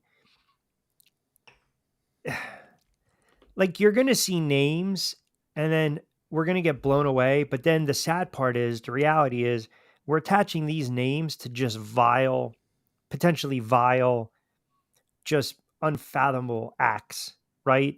And that's the depressing part, man, because now all these poor victims, you got to open up all the wounds. But I always believe this too, because I am a cynic when it comes to certain things. Sometimes you just sit back and you're like, yeah, not shocked. I'm not surprised. That guy looks like, a dirtbag, or that person looks like a POS. It just, sometimes you look at things and it really doesn't surprise you. I mean, think about all the affluent and influential people that these people had contact with over what, 25, 30 years? So we're going to just bury it. And all you need is that one person, right? That one person with the courage and the guts to come out. And then more stuff gets leaked and you start digging and digging. Then you start to find all the bodies, so to speak. And now I don't even want to, like I said, speculate, but all I know is that if I'm the Jets from a football and sports talk standpoint, if I'm the Jets, I pull Aaron Rodgers and be like, yo, shut up. Stop doing the appearances, even though he's not, or we're going to void your contract. Right. It's not going to happen. It's not going to happen. That is true. Oh boy. Let's see what this one is. Get a Grip says, Martinez got to say, I love the company you have on the show, including that Dylan fella. Say, why? I believe we call that a plant in the business. Yeah. Exactly what it is. Is that a burner common account? That right there, that should be a week span. Yeah. Sorry. Gonna have to, no more comments from Get a Grip. That's it. See what happens? You get him on the show, and then the next day he turns around and just does something ridiculous. I mean, you know what? Let Martinez and Company, let the loyal listeners and the viewers and the commenters, let them be the judge, jury, and executioner. Am I going to comment right now and say, hey, really knows his stuff? I mean, ban me. Ban me. You cannot pump yourself up like that. That's our job to pump you up. What do we got? A little mini Aaron Rodgers over there? Apparently. Right outside of Brooksville. I don't know. It happens. Yeah. What would you do if you were the Jets? I truthfully, I might even go, I wouldn't even give him a warning. I think a suspension would be warranted because it would be conduct detrimental to the team. And that's where I would fall it under. Just like no different than obviously the Carolina Panthers owner.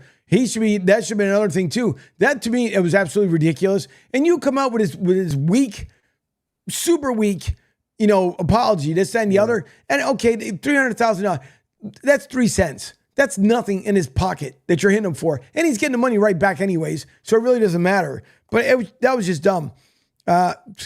Jesus. You know what, Dylan? I'm not even going to read that one. Yeah. But Penguin AZ, I'm going to read the one from Penguin. As he says, pardon me. Haha, Dylan, the Tampa Bay fan. If so, I'll report him. Yeah, definitely report him. Now, this one, I'll read it. The Panthers owner had a temper tantrum. Yeah. Oh, Jesus nice. Well, yeah, he's crawling back a little bit in our good graces. If I was the NFL, you know what I would do, though? I mean, this is really like, oh, stop it. I would make him forfeit a draft pick, later round draft pick. That would be good too. You alluded to the fine, $300,000 is nothing, but you're throwing a drink right at a Jags fan. You're an owner of an NFL franchise. Okay. There's 32 of those and you're going to act like an asshole. Yep. The same things that he yelled about, right? In the meetings, every year when they have the NFL meetings, one thing they always talk about is the fans. Now, somebody was talking, Pete might have brought up this morning where he said in the video, it looked like he was with his guest this morning on the Pete Shepard show, but he had talked about how the fan looked like originally he was going to make a lunge for. And what happens? Then where are we going with this? Then the fan gets arrested, Tepper gets off the hook. Right, because we sit there and we get on the players. When fans are allowed to boo, you can do anything you want. But when it starts to get to you're invading my space, my privacy, right? As an athlete, my space on the field, or if it's getting too vulgar, too bad, sometimes you gotta you can't just turn a blind eye. And that's a head coach, that's a player. Now we're talking about an owner that's worth billions, right? With that franchise, who's an idiot, by the way. I mean, I feel bad for, whoever they draft. Who the hell wants to? I mean, you already got the young kid there struggling. You get rid of the head coach. You got so much turnover there. Nobody wants to coach there. Nobody's probably going to want to play there. But you have an owner who acts a fool like that. I would dock him a couple of later round draft picks. The fine, as you alluded to, is nothing. It's a drop of a hat. It's $50 to him, $300,000. He wipes his ass with that. Yep, it does. And by the way, we have some. Just in, names of Jeffrey Epstein associates and others unsealed in lawsuit documents. As stated, the New York financier, who was facing multiple sex trafficking charges before his death by suicide in jail in 2019, had run the elite circles with prominent figures and politicians. Now, let's see. The first batch of previously sealed court documents remaining people tied to a settled lawsuit involving the late financier, and accused sex offender Jeffrey Epstein, released Wednesday, court records show. The vast majority of those whose names appear in the documents aren't accused of wrongdoing. Some names in the documents may be already public in the case and are expected to include known associates of Epstein and alleged sexual abuse victims. The documents expected to be released on a rolling basis, a part of a defamation lawsuit filed in 2015 against Epstein confidant Giselle Maxwell by Virginia Roberts Guffair. U.S. District Judge Loretta Preska last month ordered the materials to be released after January 1st, although the names of minor victims who have not testified in the case or were not previously known to the public will remain sealed. Epstein was facing multiple sex trafficking charges. He hung himself. You guys can say whatever you want to about that one. But all right, so I'm looking through, and it obviously goes long and long and long, but the list is not out there yet. They just talk about what's going to happen next. So apparently it's out there, and we'll come to find out in the coming days because it's. I kind of wish he was alive. He is, but because he just took the easy way out, man. He did. You should stick him in just make him stand for the rest of his life in a cell, perpetual darkness. That's it. He can't even turn around. No, you know what I do? I just put him right between a cylinder wall, just enough for the width of his body. Backle it up. Yep. Call it a day. That's pretty much it. Because for what he did, and for a lot of those young folks that had no idea what they were getting involved in, it's so horrific. It's a shame. But you ever notice that when shit like this happens, or when you have hey, shooter at large or domestic abuse, kills the family, and they always take the easy way out. Mm-hmm. It's either, suicide by cop, or just regular gutless suicide, and it's like, no, man, you're not getting off that easy. You're not. No. So yeah, it's just, man, I'm sorry. And I'm a little shocked too. The NFL and Goodell hasn't made a statement regarding Aaron Rodgers. I think that's your time to actually open up, because he's a player. He's a notable player. He's one of the faces of the league, but the commissioner is just not going to do something like that. Of course not, because he's too busy putting stupid messages on hats. That's what he's more worried about. He's not worried about how much you're going to end up hurting the NFL. No, he's worried about his stupid messages all over hats, all over hoodies. Therefore, so he can just go ahead and keep pushing that agenda. But when you got to do something about something like this, where you have to make an example out of a person because you are the one that said it and he belongs to your league. Yeah. Yeah, you should be making an example of it, but he won't because he's weak anyways. Roger Goodell, one of the weakest individuals that walk the face of the earth. He's another one. So I'll tell you though, I think the worst commissioner in all of sports is Manfred with baseball. I don't know. Goodell, him and Goodell, I think they're neck and neck. Yeah, well, you might be right on that one. They're neck and neck. And if what's his name doesn't get his act together too with the NBA, Silver. Yep, because he's getting there too. Yeah, everybody talked about the former commissioner, right? Oh, he was soft. He was this, that, and the other. A lot better than what this one is. A lot better. Stern? Huh? David Stern? Yippers. Oh, I was a huge fan of David Stern, man. So was I. I know he rubbed people the wrong way, but that he brought back. I mean, Magic and Bird, obviously, but Stern, lived by his last name. He was Stern. He was fair, and I think the only thing that people would get on him was how he kind of told Jordan to just kind of, with the whole, you retiring, playing baseball, or maybe you're retiring because you owe a lot of people some money, Yeah. Which is another story for another day, which is a fascinating subplot and twists and turns when it comes to that kind of story. But Manfred, I'm not a fan of Manfred at all. How are you a commissioner of a sport and you're not even passionate about the sport? Right. So. Yep. Oh, well. Anyways, after the break, we'll talk about the team that got absolutely boat raced. And I think they might still, the other team might still be on the court. The other one went home. I think they might still be on the court waiting for their 20th point. Just saying. So we'll get into that after the break. Don't forget the phone lines and text lines are open. 844-644-8669.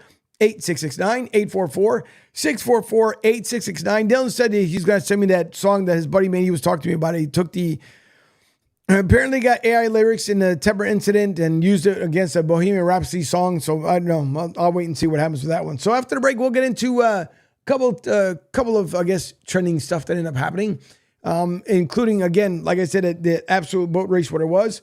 And I guess there's a couple games on a slate tonight for the NBA and the NHL. So this might be, I don't know, again, I'm pretty sure, another Christmas tune. I know it's going to drive Joey B nuts.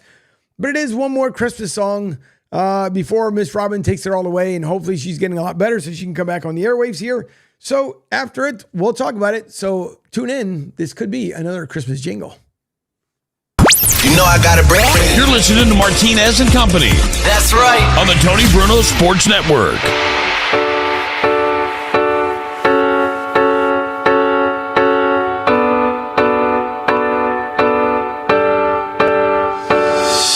Santa called to make sure I'm prepared. He said winter love spreading everywhere. Summer came and took off with the spring. So now we start the Christmas caroling. I'll find my way back home and light up every tree. We will hang the stockings for you and one for me. 'Cause Santa called to make sure I'm prepared. Said pack your bags and tell them you'll be there. I'll be home with my love this Christmas. I promise I'll be home with my love this Christmas. I promise I'll be home. Oh, I'll be home.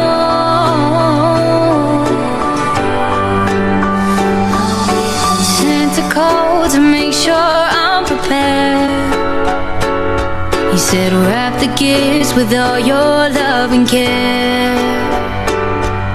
The wind blows the snow up in the sky, but I won't let the wind delay my flight. I'll be home with my love this Christmas. I promise I'll be home with my love this Christmas.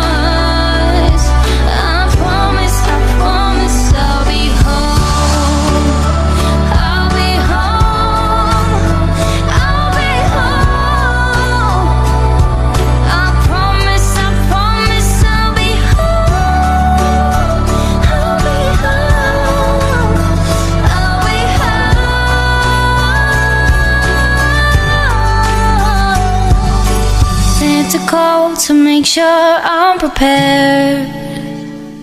He said, pack your bags and tell him you'll be there.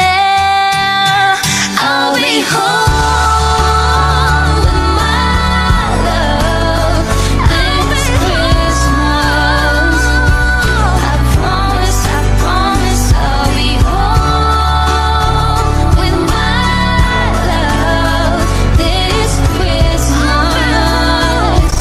I promise I'll be home.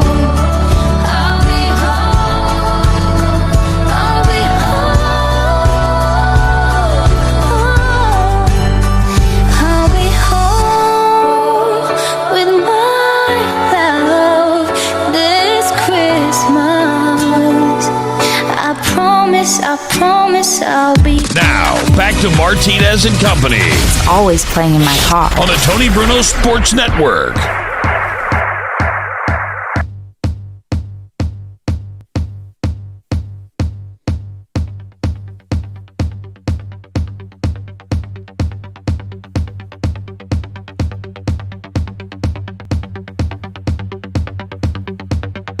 Welcome back to our number 2, the bottom half of the hour, the fourth quarter of Martinez Company. We thank you so much for listening in Monday through Friday right here, 6 to 8 p.m. on the Tony Bruno Sports Network. We come at you live, not only on the apps, also here on the social media. So you guys have many ways from Sunday to be able to watch and listen into the show. And we can't thank Tony Bruno and Miss Robin from coming out of retirement to putting this all together. And don't forget, AJ Johnson will be on live right behind us here from 8 to 10 p.m. I don't believe he has a guest tonight because last night he paid me that $5,000 to tell him exactly what guest they had on. Although it was a Monopoly money, but once again, he told me it was good. It was good money. So I'll hold him to that. But anyways, of course, I kid. He wouldn't pay me $5,000. If you would, that'd be something else.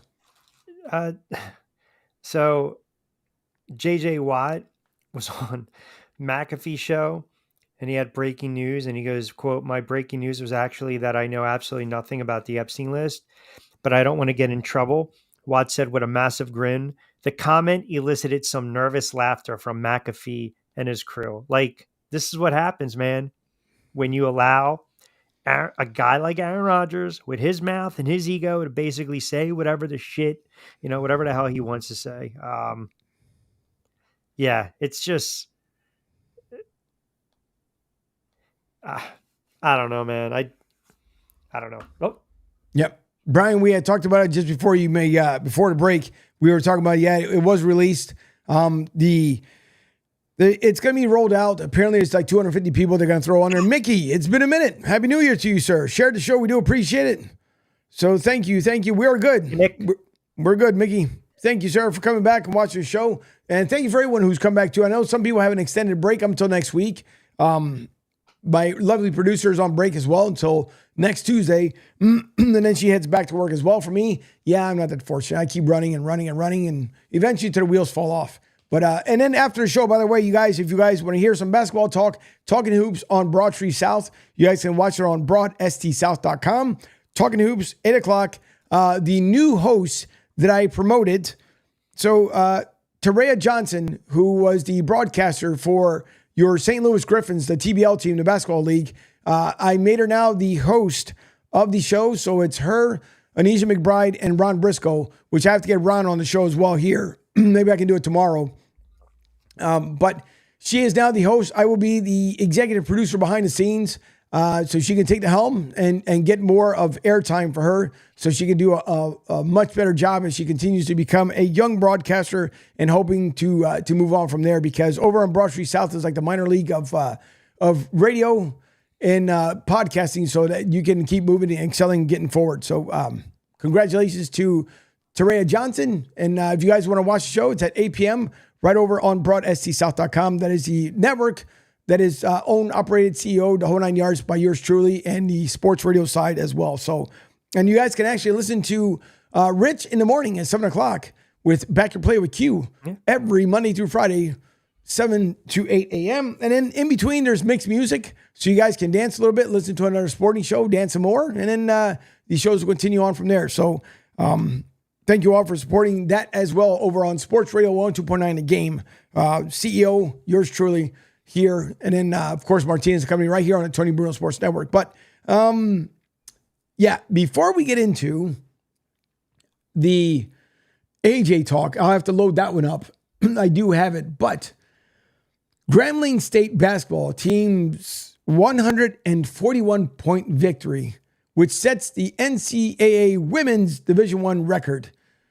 The elite Lady Tigers scored double figures in a win over the College of Biblical Studies. I couldn't believe the score that it was prior to them even getting their first point.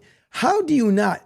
I feel bad. And listen, this is right. And they talk about men. And it's like, oh, there should be like a mercy rule. You should stop it. No. If you're getting beat, listen, keep that foot down and keep it going. Because if you can only get 18 points at the end of the game, there's a major problem. I think it was like 34-0 even before they got their first point. And then I believe they went on like a 24-point run or something like that when they started the second. So it's insane. What was the final? It was like 151. I'll tell you here in a second. 159-18. Yeah, man. You gotta roll the running clock. You know, high schools used to put that in play. Just keep it going. Hold on the ball. That was basketball, right? Yeah. I was going to say, yeah, not football. Women's. Hello. Yeah, that's pretty embarrassing. Why would you even schedule the college? I mean, think about this. You're looking at a schedule and you see the College of Biblical Studies. Now, if we're talking about Matthew 3:16, and guess what? I give the edge plus 25 to the College of Biblical Studies. but we're not talking. We're talking X's and O's and, putting the ball on the floor and driving to the basket. Grambling State. Embarrassing. Stop. It is. Where we just, next is going to be the poor Sisters of the Blind, and they're probably going to shut them out. that would be something else. I tell you that much.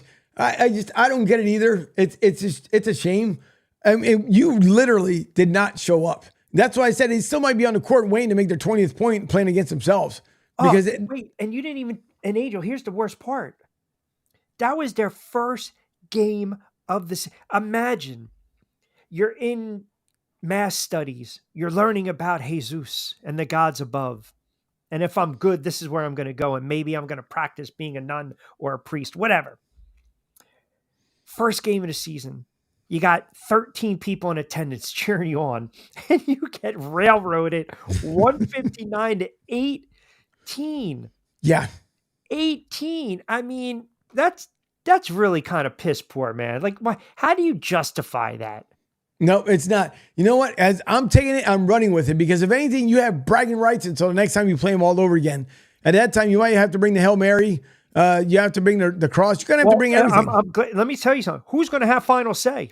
Is it going to be the Sisters of the Biblical Proportions, whatever the college is? Or is it going to be Grambling State?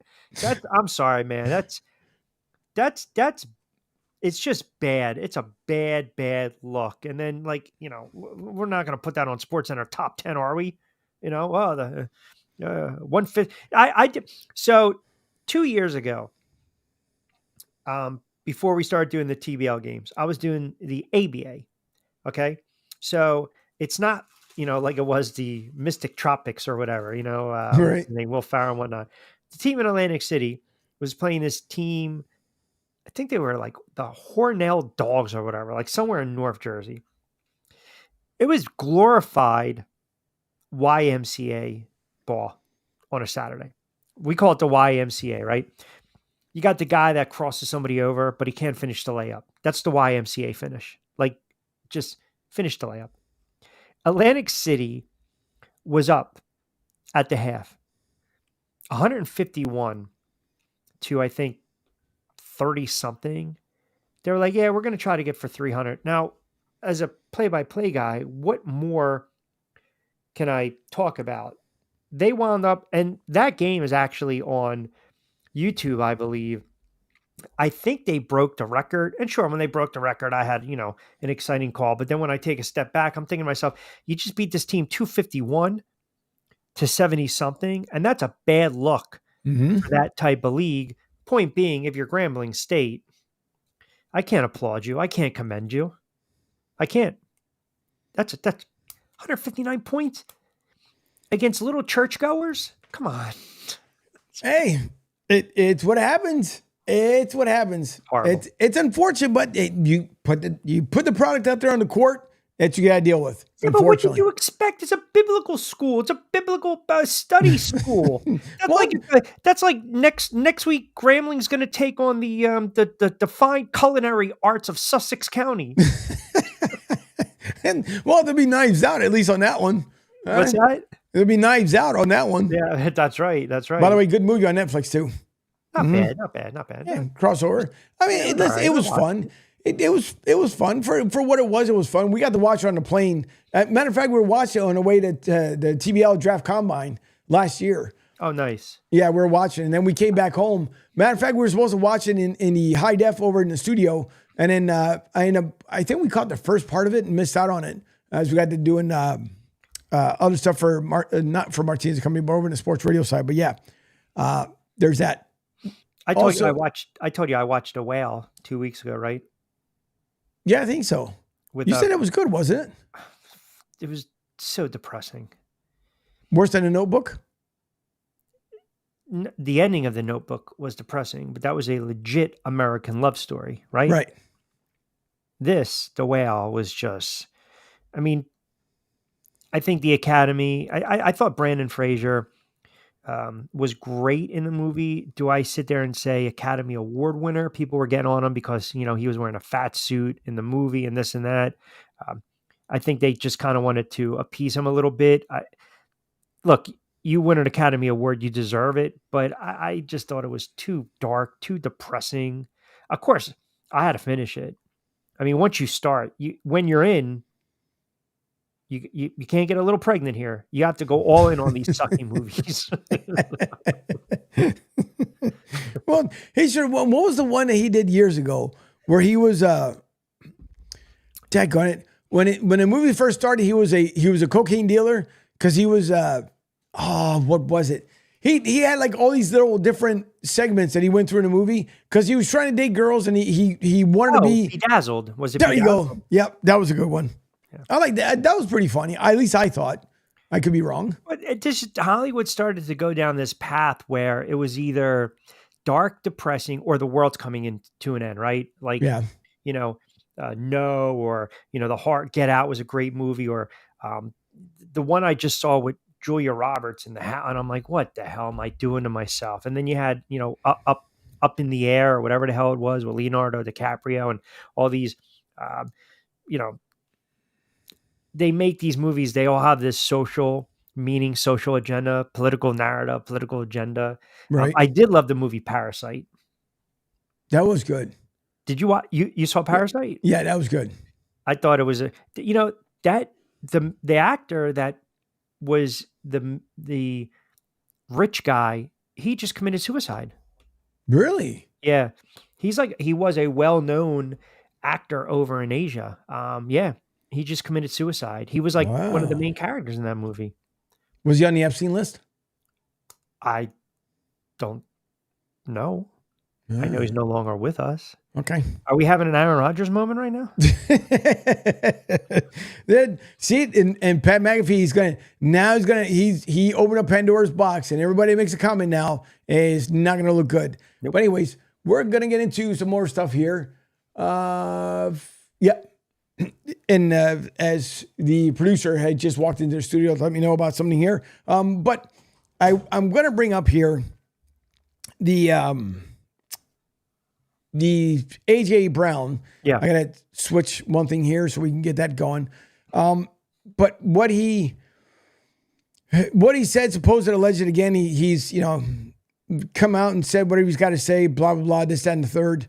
So I'm going to get that going.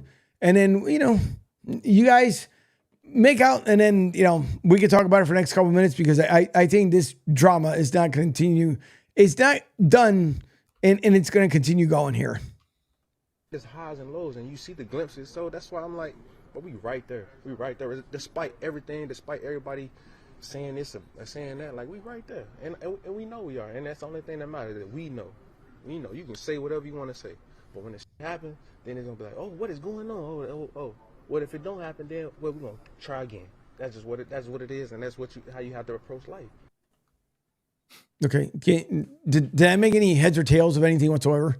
No, not at So all. you found a way how to backpedal, how to spin cycle, put it through the laundry. Hopefully it's stuck in the dryer. And then, I gave you that static cling at the very end when you went to go take it out. There's a major disconnect with what's going on within that locker room and that organization and the head coach and the play calling and AJ Brown. I mean, and I know, I've spoken to some reporters. I cover the team on a daily basis. They think it's much to do about nothing. I think where there's smoke, there's fire. And it's the worst time to kind of be talking about it because the playoffs are right around the corner for this team and they have a lot more to deal with than a disgruntled wide receiver not getting his reps. Yep, that's true. Joey B says that, oh boy, Epstein list and testimony just released. Fox News going through the documents. Also, Joey B says AJ Brown locker room cancer. It's getting there. It is definitely getting there. By the way, they're going to milk that story. So they'll go through papers and documents, this, that, and the other, and tie it up. And at midnight, you'll still get nothing out of it, regardless. But hey, listen, you can't. AJ knows he's put that team in a bad spot. You can't keep getting the ball over and over again and expect a big. What's the word I'm looking for here? If you keep circling around about stuff and you want the ball. You cannot keep saying, woe is me, because you did the same thing with the Tennessee Titans. Now you're doing it with the Eagles. The Eagles they're not, instead of being a run pass offense, it's just a pass offense. That's all it is. That line is also not doing too well. Jalen Hurts, once again, keeps hanging on to the ball because he's looking, which at this point, everybody knows, he's looking down the field, looking around, seeing where AJ is. When in the meantime, you have three other receivers or two receivers and a running back that's completely wide open. Nope, wait, where's AJ? No, go that way. No, go deep now. Go further. No, come back. And then nothing comes about it. And I think when it comes down to this Sunday, playing the Giants, I don't see the victory. I don't. At this point, whether they win or they're in the playoffs, they might be one and done. They're going to have a lot of question marks, a lot of questions to get answered in the offseason. But to your point, and you're spot on. We talked about this a couple weeks ago, right? I'm not getting the ball to Martinez. Martinez comes back in the huddle and he starts barking. He's yapping. He's getting, a little more boisterous with me. Now it manifests itself where I have to force feed the ball to you, right? And look, we've seen teams, quarterbacks, wide receivers improvise. We saw it with Seattle and Geno and Metcalf and this, and people are making as much of a story of this. But that's because Seattle stinks. They're not a defending NFC champ. They didn't go to a Super Bowl last year. They didn't start the season off 10-1, and they're not playing in a Philadelphia market. And the expectations are substantially higher. And when you have a coach that acts like a goofball on the sidelines and tells everyone in Kansas City, get out when you're 10-1, and now you've dropped 4 or 5, that is a story, right? And I go back to what I said a couple of weeks ago. I'll go back to what I said last night, beating a dead horse. I apologize to everyone out there, but if they do not turn it around, and if they get bounced early, they don't get to an NFC championship, and Sirianni coaches with his head up his ass, the questions will be going in the offseason, is Nick Sirianni the right head coach for the Philadelphia Eagles? Period. Yep. Period. Stop. That's it. It is. And I agree. Before I wouldn't, I'm not going to say I wouldn't make the argument, but, at least if you look like you had things turned around, it'd be a whole different story. But at this point, you keep coming back with the same thing over and over again. All right, so this week, the only thing you did differently was switch your shirt. You decided to go with the Sixers shirt to go into your presser. I stopped it the other day because, honestly, there was nothing in there that he was going to convince me to tell me otherwise, that he was going to find a way to right the ship. You're not. Whether you lose to the Giants, it doesn't matter because you're out the first round. The wild card is done. You might as well just hang it up, get back to the drawing board, figure out if it's your OC, if it's your DC, whatever, if it's you. Something has to turn around because the fan base is going to let you know. They're going to let you know the crap job that you're doing. And don't forget, a lot of them do make the trip out there to North Jersey to, because Philly Sports Trips does an amazing job, taking people out there on buses and stuff. So they'll go out there and they'll be out there with the fans and everything else. But, Nick Sirianni has not said anything to me within the last couple of weeks to prove to me that you deserve to be a head coach, because it's falling apart. It's beyond the seams at this point. I mean, that's like you have your favorite car, you don't want to get rid of it, and you can see the springs at this point coming out of your seats because you don't want to get reupholstered because you want to keep everything original. In the meantime, the springs are biting you in your butt cheek because you're feeling the squeeze in between there. But Nick Sirianni has not done anything new. This team just is not on stride. In the beginning of the season, man, they were runaway. Everybody was talking about them for all the right reasons. And now it's a major collapse. And it's bad. I mean, I think if they played the Carolina Panthers, they'd lose against the Panthers. And if you should have never lost against the Cardinals, number one. But if you lose against the Panthers, you shouldn't even bother showing up. Just stay in Carolina, is the way I see it. So it's going to be just such a dribbled mess for the Eagles. And again, offense, you cannot keep the defense out there. The defense also let the game slip away last week. And I'll keep saying it.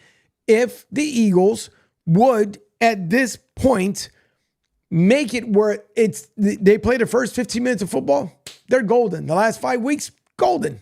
All you got to do is shut it down, call it a day, head into their locker rooms, that's it. But you talk about breaking news. Everywhere, so obviously on my computer to watch the whole 9 yards of phones, everything's just lit up. Breaking news, obviously for the Epstein stuff. So goodness gracious.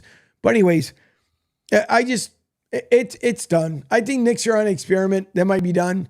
And again, if you're not a yes man for the Eagles, Doug, he talked about it. He said it wasn't for him. And I don't know what that deal was all about, but all I know is it's not looking good.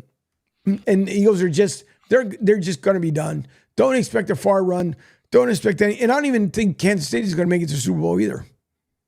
Yeah, but Andy Reid's not going anywhere because of his body of work and his equity. I don't think that they would pull the plug on Sirianni. Yeah, I don't want to walk back what I said. I think how it would play out is typically what happens when you have issues with the head coach. Case in point, Brett Brown to Doc Rivers. Doc Rivers is gone. That's when the players start yapping, i.e. Joel Embiid wants, speculate he wants to get traded. He wants out. Get rid of Harden. Don't worry about Simmons bringing a new guy. MVP level. Everyone's happy. You're winning some games. I think that could be same situation or could play out for Sirianni. If they get to the NFC Championship and lose 24-21 on a last second field goal and they were able to get there and build upon it, it's a different story. But man, you go to Dallas or San Fran and get your asses where your door's blown off and the head coach is going for it on fourth down and all over and he looks overwhelmed and AJ Brown isn't targeted. They don't run the football. There's no 25, 30 touches for DeAndre Swift. The defense has all these gaffes in the game and they lose ugly. They lose like the Giants lost last year to the Eagles, but the head coach got a free pass because rookie head coach, rookie of the year. You do that again, then yes.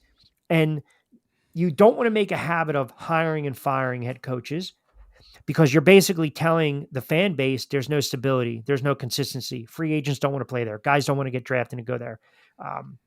So I think if it plays out like that, then come February, March, we're talking about, hey, is Sirianni we're going to give them one more season. If they lose 24-21, great game, hell of a game, get beat on a 6-yard field goal, we'll still dissect the coaching because that's what we do. But hey, he turned it around. He got him back to the NFC Championship. He didn't get him back to the Super Bowl, but he got him back to the NFC Championship. Run it back one more year with him. Yep. It's true. And as quickly as the show started, as quickly as it comes to the end, we are at the end of the fourth quarter. At the end of Martinez Company, we can't thank you guys enough for tuning in to the show, as we do appreciate it each and every night. Again, I will tell you guys the lineup here. And as far as tonight, what I was thinking about as far as come next week, well, you know what? I'll mention again come tomorrow. Pete's going to mention in the morning as well. The new show that's coming up 1 to 3 next week, Dave and Tim, if I remember correctly, from 1 to 3 p.m. But after us, it is AJ Johnson with the Bleacher Brothers from 8 to 10 p.m. Monday through Thursday. This week, of course, a condensed week because of the holiday on Monday. So he'll be on for 2 more nights, tonight, and then tomorrow night, and he's off on Friday. Then start your morning off with Pete Shepard in the Pete Shepard Show from 7 to 10 a.m. Don't forget the comedy clip starts at 7:45 in the morning, sometimes a little delayed, but that's always a great time with Pete in the morning, followed by Defoe and Luby from 10 to 12, the best of between 12 and 3 p.m., and it may extend tomorrow, just depending on how Miss Robin is feeling and Tony. So you guys may hear it. Just pay attention to the social medias as Miss Robin alerted everyone today. So hopefully she's feeling better. We can hear them back for the first time in the new year from 3 to 6 p.m. And then myself and Rich, Martinez Company from 6 to 8 p.m. And on the weekends, you'll hear the best of, but the network continues to get bigger and better. And we're going to have more shows lined up here in the near future. And like I said before, who knows? You might hear Rich and I on a weekend. You never know. Maybe for 3 hours. Yeah, you never know. Things can happen. Negotiating for me. Okay, I will. All right. So Rich just said, i.e., yes, we'll be on the weekend for a 6-hour marathon. That's what I heard. Let's do it. I got my water. I got my coffee. We're good. We'll get Great. Zimas in here. All right. Well, we will talk to you guys tomorrow. Don't forget, don't drink and drive. Don't text and drive. There's only one real place for total sports. That's the Tony Bruno Sports When you Network. use the AccuWeather app, you'll see one thing you don't see in any other weather app. Once again, thank you to everyone who watches us here on the social medias. Have yourselves a great night. If you guys, as I stated before, want to watch the show on the other side, so you forgot to like the YouTube channel. Listen, no worry, you can always go back and like it. You can find it under Broad Street South, the YouTube page as well. But if you guys want to watch Talking Hoops, again, that comes on right after I sign off of here, and that show will fire up live on broadstsouth.com. Don't forget to follow us on our social medias, Broad ST South Pod for myself, for Rich. Bueno. Would you like to do it or you want me to do it? Your Twitter handle, Slick. Hey, man, as always, appreciate Rich Q on Q. In. Buen dia. Hasta luego, buen dia. Gee. And as I was trying to get him to say his Twitter handle, but it is Rich Q on Q. So you guys want to follow him on social media. We have to build that in the lower third graphics. Okay. I'll put it in there. I'll put it in for next one. All right, you guys. Thank you once again, everybody who watches us on Twitch, Facebook, Twitter, LinkedIn. Thank you. We do appreciate the support and the love. And we will talk to you guys again tomorrow evening. Please enjoy your night.